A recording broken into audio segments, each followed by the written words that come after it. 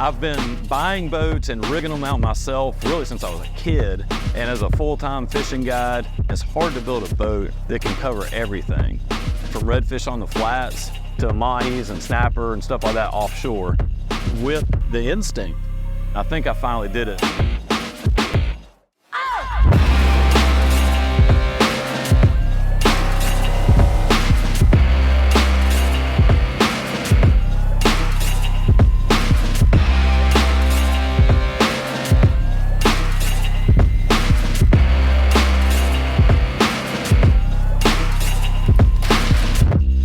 My preferred method to snapper fish is actually just taking these Spanish sardines and just cutting them up into chunks, and we just put a chunk on a hook and let it drift naturally. A lot of times once it gets to about 20 or 30 feet down, all of a sudden the line takes off. All you do is shut the bail and start reeling. This is actually a new style of snapper fishing that we've developed just because we have the ability to spot lock on these reefs. This is my first day on the water with this new Instinct, and it is very noticeable how much more torque it has. One of the reasons I went with this 27 conch, and it's a very heavy build for a 27-foot boat, is because with this new Instinct trolling motor, it's got 50% more torque, so it can move this boat around as fast as I need. And even with all that torque, when I turn the head all the way sideways and click it in gear, on level 10, it's a slow, smooth acceleration. So if I have anglers up front, I don't have to worry about them losing their footing. Oh. And I was trying to get a little snack, and it seemed like the fish needed a snack too. A pretty red snapper, look at that thing. That's what we came over here for. That size red snapper right there is my favorite fish to throw on the grill.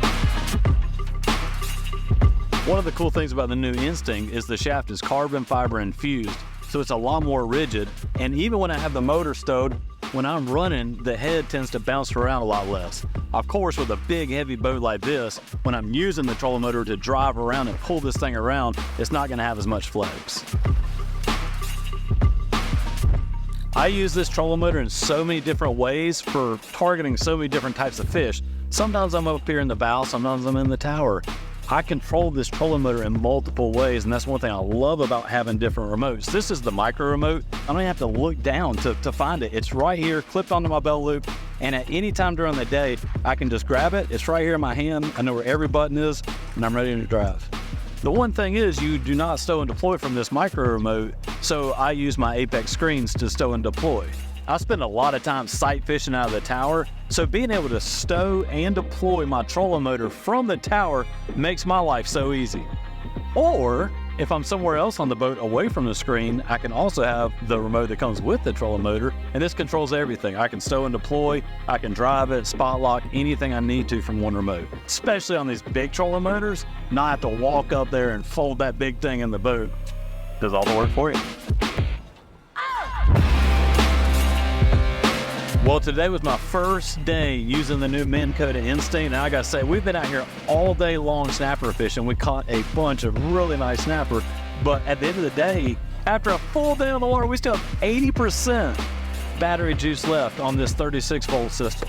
Up to 50% more torque and up to 30% more runtime. I mean, I don't know what else you could get out of a trolling motor, but this one's got it all.